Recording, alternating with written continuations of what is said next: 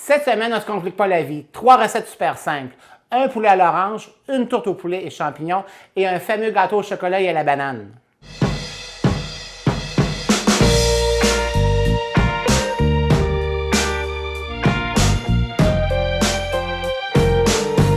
La fameuse tourte au poulet et champignons. Une façon de passer des restes de poulet magiques, puis pour une présentation vraiment extraordinaire, mais tout en simplicité. Ce que ça prend pour faire la recette, ça prend 3 tasses de poulet, cuit évidemment.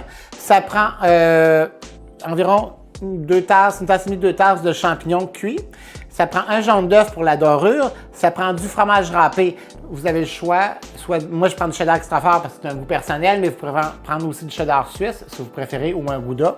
C'est une autre variante, ou un gouda fumé encore. Ma fameuse petite pâte magique, la pâte au beurre pour faire le fond du moule puis les parois de la tourte, évidemment. Et le fameux élément qu'on peut discuter là-dessus, la crème de poulet pour faire la sauce. Alors, il y a la variante, comme je dis tout le temps, comme le thème de l'émission, c'est expressément cuisine. Donc, moi, je prends des trucs pour aller rapidement. Si vous préférez, vous pouvez faire votre béchamel. Pour la béchamel, dans ce cas-ci, ça prend une béchamel type numéro 2, c'est-à-dire pour une tasse de lait, 2 cuillères à soupe de beurre, 2 cuillères à soupe de farine, une tasse de lait pour faire la numéro 2. Sinon, on prend la version avec la crème de poulet qui peut bien faire dans ce cas-ci. Ça prend sel et poivre. Et puis, c'est à peu près tout. Un moule à charnière pour faire la tourte. Première étape, on prend notre poulet, on le met dans un bol. Aussi, si vous pourriez le faire avec du jambon, c'est une autre variante, en changeant le légume. Exemple, vous pourriez faire jambon asperge, même chose avec un reste de jambon, 3 tasses de cube de jambon, une tasse et demie, 2 tasses d'asperges. Vous prenez la crème de poulet, fromage, le même truc, ça va faire une autre variante, puis vous allez voir, ça va être vraiment délicieux. Ça peut même servir pour les brunchs du dimanche matin, si vous recevez avec des œufs mollets ou des œufs brouillés, peu importe, à votre guise. À partir de là, je vais ouvrir ma fameuse boîte de crème de poulet. Ici, j'ai pas une spatule pour la crème de poulet. Ça va pour ça. Et on va mettre du fromage râpé, mais entre les étages après aussi. On va en mettre une partie, donc environ une tasse et demie de fromage râpé à l'intérieur. On va mettre du poivre aussi pour puncher ça un petit peu. Et on mélange tout. Ça va faire notre préparation de poulet. Ah oui, déjà prête. Pourquoi je mets du fromage mélangé avec le poulet? C'est que si je ne mets pas le fromage en fondant va faire une structure, puis en refroidissant aussi va refroidir. Bien, va refroidir, c'est évident, là. Mais le fromage va faire une structure qui fait en sorte que la matière va se tenir ensemble. Elle va être coulante, mais elle va se tenir. Ça fait comme une espèce d'élasticité, le fromage en fondant. Tout le monde connaît du fromage fondu, de quoi ça a l'air. Donc, c'est ce qui va permettre à la tourte de se tenir, non pas de trop se liquifier quand on va la démouler et la servir.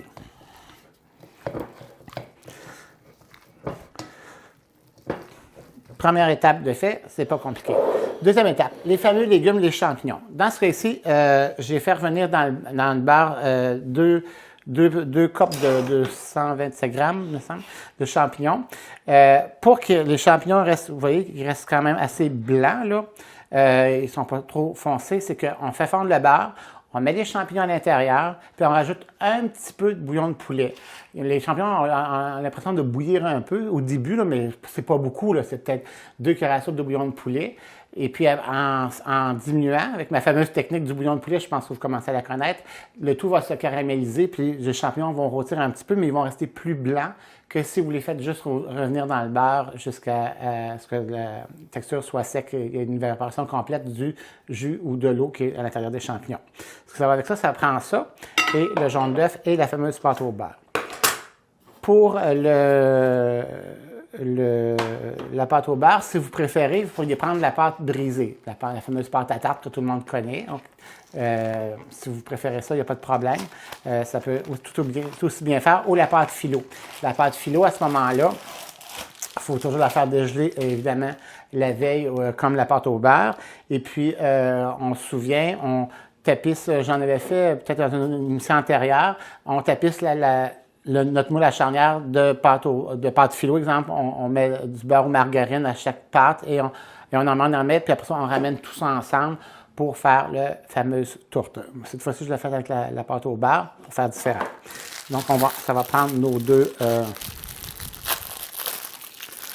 petits rouleaux de pâte. N'oubliez pas, hein, toutes mes recettes, les détails, les quantités sont toujours sur le site de la tvcbf.tv. Vous allez là, puis tout est marqué dans les moindres détails.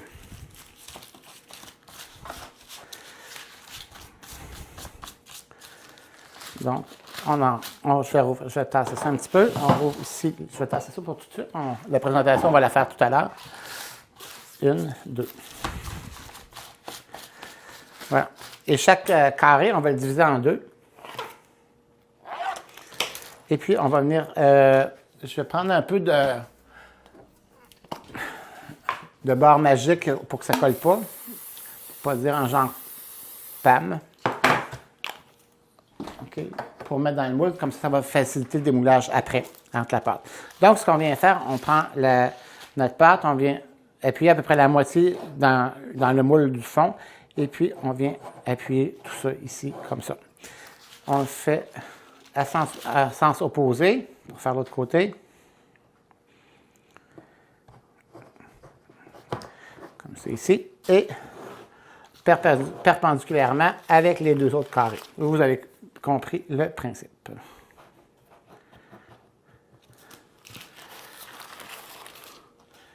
C'est une façon rapide de mouler ou de faire une tourte, contrairement à une pâte brisée traditionnelle. Là, je vais mettre la moitié de l'appareil de poulet dans le fond du moule. Et puis, je vais mettre mes champignons entre. Ce que je veux, c'est que quand je vais couper, je vais avoir une lisière de champignons à travers le pâté. Ou si vous aimez mieux aussi, on pourrait faire un mix de légumes. Tout à l'heure, j'ai parlé d'asperges avec jambon, ça peut être asperges aussi. Ou encore, ce que j'aurais pu faire, c'est dans le fond, avoir mis, exemple, une rangée d'épinards, avoir mis du poulet, des champignons, du poulet, des zucchini ou des pommes de terre, des rangées de pommes de terre. Là, à travers ça aussi, ça a bien pu marcher aussi. Des pommes de terre sucrées, c'est ce que je voulais dire. Pour le côté orange de la chose. C'est ici, je vais prendre une fourchette, je vais venir appuyer tout ça.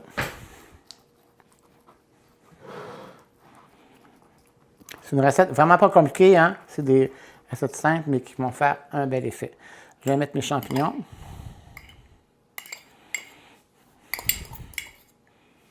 Les champignons, je les ai déjà salés, poivrés quand je les ai fait cuire, donc je ne suis pas obligé d'en rajouter. Je viens les tasser aussi. Je vais y rajouter un petit peu de fromage. Ce qui va faire que quand le pâté va cuire, le fromage va couler un petit peu entre les champignons. Ça va faire une structure que les champignons vont mieux se tenir aussi. Et je finis avec le restant du poulet. Là, peut-être je travaille un petit peu à l'envers. Peut-être la caméra, vous ne voyez pas très bien ce que je fais, mais je vais vous le montrer, ça ne sera pas tellement long. Bon, on va essayer ça un petit peu. Voilà. Ça fait que je vais peser dessus. Ça fait quand même un bon pâté. Si vous préférez, vous pourriez prendre un moule à charnière plus grand aussi, si vous avez plus de poulet, peu importe. C'est une recette qu'on n'a pas vraiment besoin de quantité, comme vous pouvez le voir. Ça se fait un petit peu par magie. Et le petit truc pour fermer tout ça, c'est prendre la pâte des quatre côtés, rabattre ça comme ça ici. Je vais un peu pincer ça un peu ensemble. Et de venir twister ça tout simplement. Le pâté comme ça. On va couper ça ici. Avec ça, on pourra le rouler. Je vais le mettre de côté. On pourra le rouler et faire des petits hors d'œuvre ou des pailles au fromage ou peu importe. Donc, ça nous fait un petit rouleau twisté. Je vais juste boucher les trous pour pas que la préparation sorte.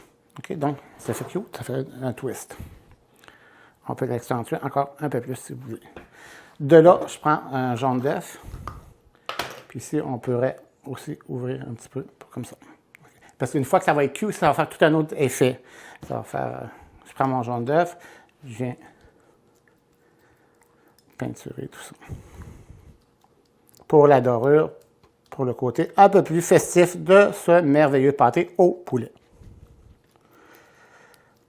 Voilà. Ceci étant fait, petit truc, parce que des fois, quand on a des moules à charnière, quand on fait des tours, des choses comme ça, souvent, entre le fond du pâté puis le rebord, souvent, ça peut couler, le gras de la pâte peut couler. Puis des fois, ça tombe dans le fond du four, puis c'est pas tellement intéressant. Donc, je me rajoute toujours soit une assiette à tarte ou une plaque à gâteau ou peu importe, dans le fond du four, en dessous du moule, ce qui fait en sorte qu'à ce moment-là, ça va couler là-dedans, puis il y aura moins de dégâts dans notre fourneau. Une fois que c'est fait, vous pouvez le préparer la veille, il n'y a pas de problème. Vous pourriez même le congeler comme ça, le dégeler au frigidaire, puis le cuire après, aucun problème. Vous le cuisez après la congélation, pas avant, évidemment. À cause du fait que si on congèle un pâté comme ça où la pâte est déjà cuite, si on leur dégèle pour leur cuire, ça fait une double cuisson inutile. Puis en plus de ça, la pâte, le feuilleté de la pâte va être imbibé par qui serait déjà cuite, serait imbibé par l'humidité du congélateur, qui fait en sorte que ça ferait une pâte un peu mollasque, puis non pas croustillante, mais un peu étirée, vous savez, un peu squishy, là, tu sais, c'est pas tellement intéressant. Donc, je dis toujours autant des tourtes que les pâtés, autant vos pâtés au poulet, des tourtières, pâtés aux fruits, peu importe, là, ou tous les pâtés, on les fait jamais cuire avant à cause de ça.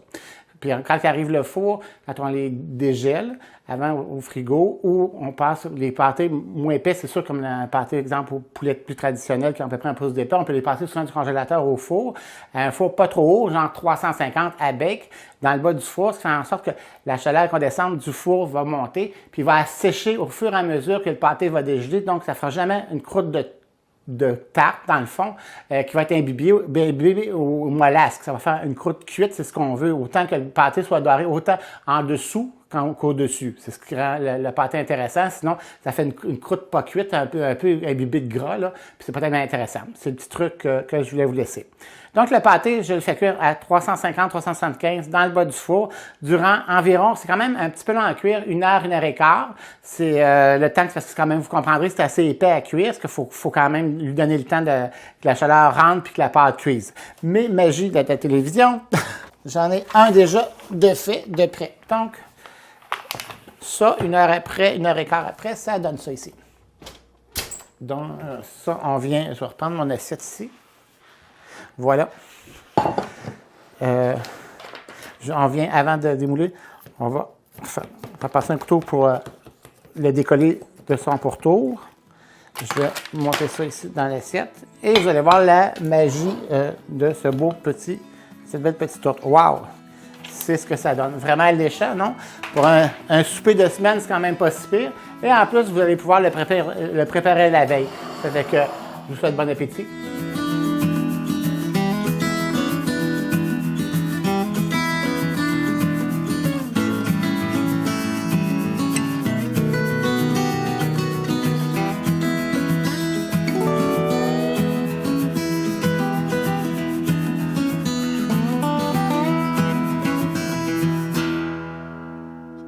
Quelle merveille, ça sent vraiment bon le poulet à l'orange. C'est pourtant une recette aussi facile à faire, mais je vous jure, ça sent bon et c'est délicieux. Je vous donne le truc comment le réaliser. C'est pas compliqué, 4 ingrédients. Ça prend du poulet, des poitrines de poulet, de la sauce Catalina, vous savez, la fameuse vinaigrette, de la marmelade d'orange et la fameuse ingrédient miracle de beaucoup de recettes, de la soupe à l'oignon. On le prépare ensemble. Donc, dans un plat qui va au four, je prends mes poitrines de poulet. La recette est faite pour 4 poitrines de poulet. Ici, ça, c'est le filet. Voilà. Et comme ça, je vais laisser faire le persil. Donc, étape numéro 1, c'est réalisé. Numéro 2, on prend une tasse de sauce Catalina, comme je dis, la fameuse vinaigrette que tout le monde connaît.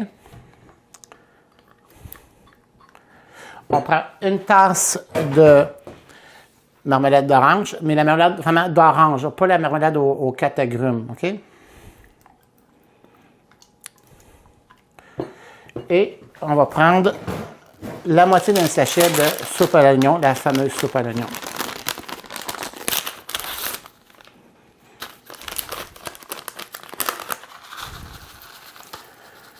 Voilà. On mélange tout ça.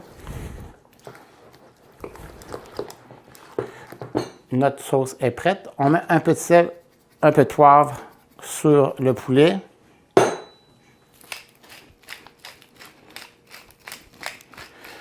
Vous pouvez prendre, aujourd'hui j'ai des clémentines, mais vous pourriez prendre des oranges aussi, peu importe. Donc on se fait des petits quartiers de fruits.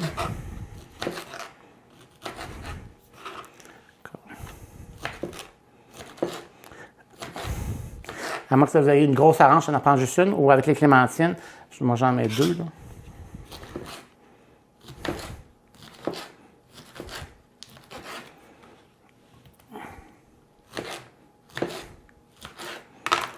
Voilà, avec ça. Et on verse la fameuse sauce par-dessus, tout simplement. Voilà. Alors, vous mettez ça 50 minutes, 45 à 50 minutes à 350 à bake au four. Et puis, 45-50 minutes après, ça donne ce délice, je vous jure, c'est super bon. Servez-le avec un riz pilaf, exemple, au céleri ou aux 2 céleris avec céleri vert, céleri rave, ou encore des pommes de terre pilées. Vous allez voir, c'est un délice, ça prend 2 minutes à faire.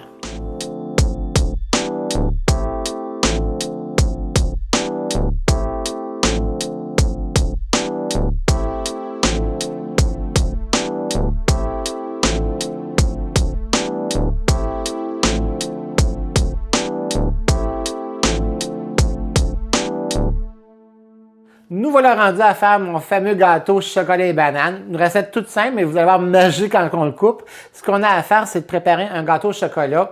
Petite recette très rapide et magique, la fameuse boîte de gâteau, le mélange de gâteau, où on ajoute, vous savez très bien, 3 œufs, genre une demi-tasse d'huile, puis une tasse d'eau ou un tiers de tasse d'huile, et on fait cuire ça, et ça nous fait un beau petit gâteau. Petit gâteau qu'on va creuser et qu'on va farcir avec des bananes fraîches, du dulce de leche, excusez mon italien, et on va la garnir de crème fouettée par-dessus ça et de brisure de biscuits au chocolat et de chocolat évidemment. Parce que je vais commencer par fouetter la crème. Ça nous prend un 500 ml de crème, donc 2 tasses. Et vous vous souvenez de ma petite cage à oiseaux qui fouette la crème. Je l'abris pour qu'elle soit à l'abri de tout. Et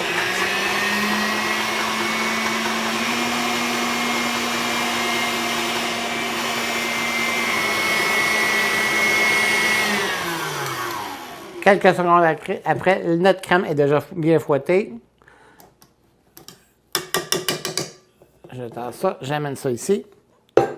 Et je vais mettre ça, le malaxeur, un peu de côté pour nous faire de la place.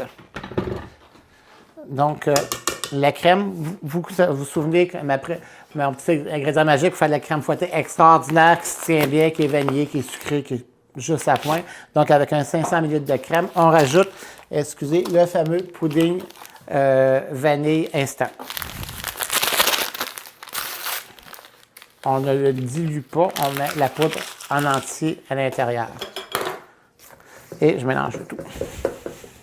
Ça va comme faire une crème fouettée qui va bien se tenir, qui va être superment bien sucrée, pas trop à point et bien vanillée. Voilà. OK. Ça, c'est préparé, c'est fait. Maintenant, je m'occupe de mon gâteau. On va venir creuser le gâteau pour le rendre un peu plus magique. Il faut laisser quand même une bonne paroi alentour du gâteau de pâte au chocolat. Je viens creuser ici. En laissant pas tout à fait un pouce, mais presque un pouce. C'est évident qu'avec mon mélange à gâteau, les petits gâteaux comme ça, j'en ai fait 2. Mais si vous voulez en faire un plus gros, vous prenez un moule 8 pouces au lieu de prendre un moule 5 pouces. Ici.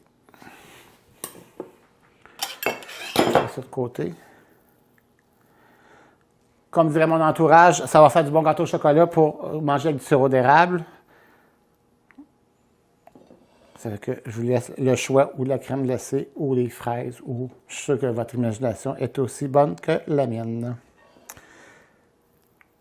Donc, on laisse quand même un bon fond parce qu'on ne veut pas que ça ça se brise quand on va le servir. Une fois que ça, on creuse à peu près aux 2/3 du gâteau à l'intérieur. Une fois que c'est fait, on prend une banane. Recette toute simple, hein? C'est rapide, magique, qu'on va couper en tronçons, puis qu'on va venir remplir la cavité dans le fond du plat. Ça prend environ 2 bananes pour faire la recette.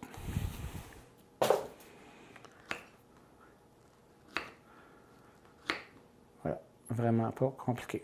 Voilà. OK. Alors, on rouvre notre boîte de caramel. Je vais prendre une petite cuillère.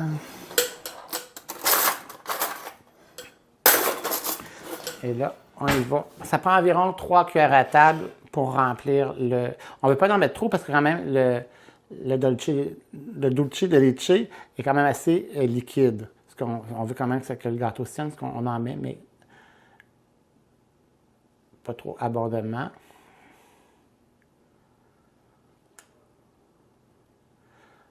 Environ 3. Voilà.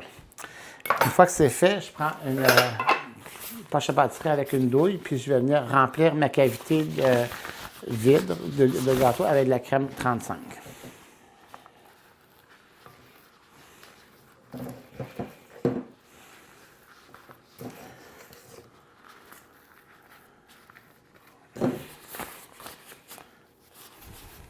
Toujours le même petit truc, quand on remplit un sac à pâtisserie, on met la crème et l'idée, c'est pas de faire ça comme ça quand on fait, mais de venir de prendre le sommet puis de twister. C'est avec la pression, en tournant comme ça, que la crème, inévitablement, va sortir et on veut faire sortir l'air pour que quand on va décorer, bien là, c'est moins pire là-dedans, mais quand on décore un gâteau, pour pouvoir avoir des poches d'air, quand on commence à faire une dent ou une rosette, pouf, ça fait une poche puis ça brise tout notre travail en train de le faire. Donc, on fait juste en sortir un petit peu comme ça. Puis là, je viens remplir mes cavités de crème.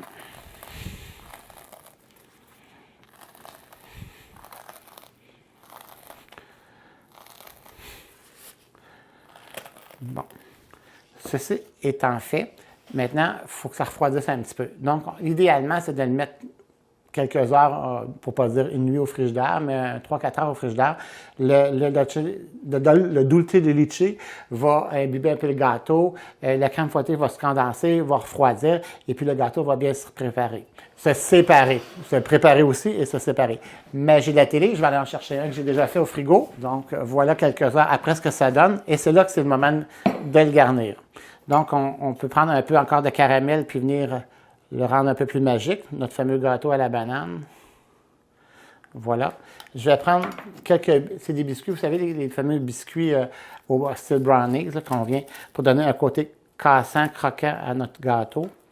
Je vais en mettre 4. Ça va être plus cochon un petit peu, comme ça. Et évidemment, un peu de copeaux de chocolat par-dessus. Non, mais c'est-tu pas beau, hein? Ça a l'air vraiment magique, alléchant. Pour un petit dessert de semaine, c'est pas pire, hein? Ça fait que voilà pour mon gâteau chocolat banane à essayer sans hésitation.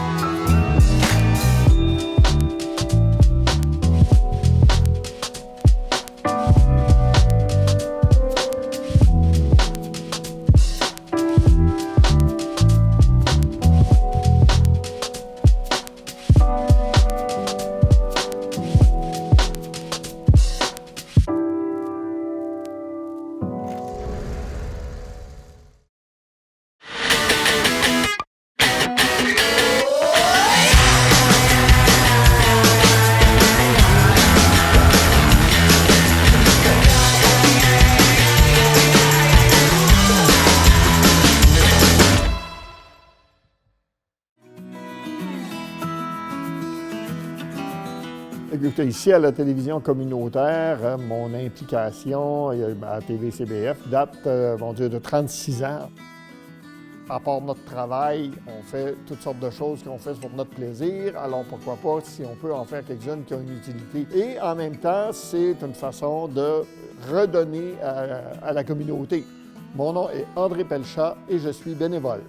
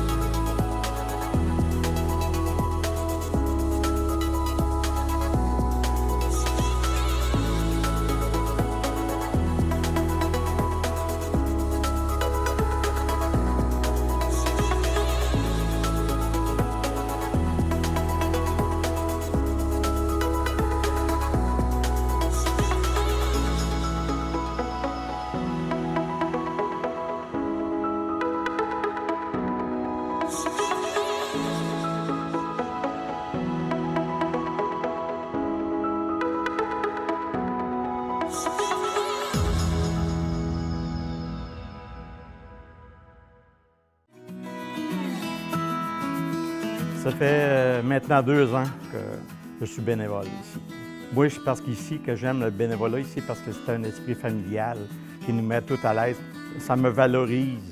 Je me sens un petit peu important de travailler pour les gens qui m'ont donné un jour la chance, et c'est à mon tour de leur donner une chance de promouvoir leur talent. Je suis Gérard Saint-Cyr et je suis bénévole.